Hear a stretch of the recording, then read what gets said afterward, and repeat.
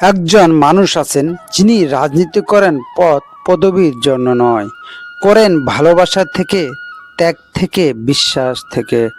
তিনি হলেন মোহাম্মদ ইসমাইল হোসেন খন্দকার। আজকের ফাইনাল খেলার উদ্বোধন শুরু করছি। শুভ উদ্বোধন ঘোষণা করছি। বিএনপি মানেই যার কাছে আবেগ, আর মুস্তাফিজুর রহমান বাবুল মানেই যার কাছে স্বপ্ন।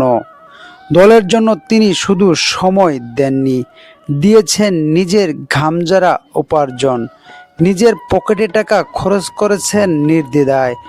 কারণ তার কাছে দলই আগে, নিজে পরে।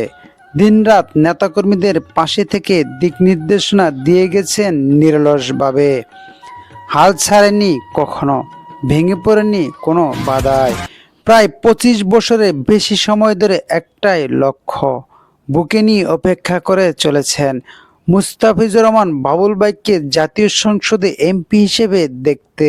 আমার এই সমাজের প্রত্যেকটা লোকের কাছে একটাই দাবি, এবার ধানের শীষে ভোট দেবে মুস্তাফিজুর রহমান বাবুলকে এমপি হিসেবে। আমরা এ অপেক্ষা কোনো স্বার্থের নয়, এ অপেক্ষা ভালোবাসার, এ অপেক্ষা দায়িত্বের, এ অপেক্ষা দলের প্রতি নিঃস্বার্থ অঙ্গীকারের।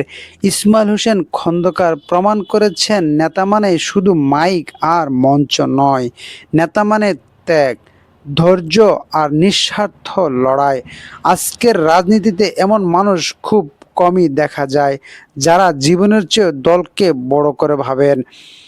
মোহাম্মদ ইসমাইল হোসেন খন্দকার আমাদের জন্য অনুপ্রেরণা, দলের জন্য শক্তি, আর ভবিষ্যৎ রাজনীতির জন্য এক উজ্জ্বল দৃষ্টান্ত।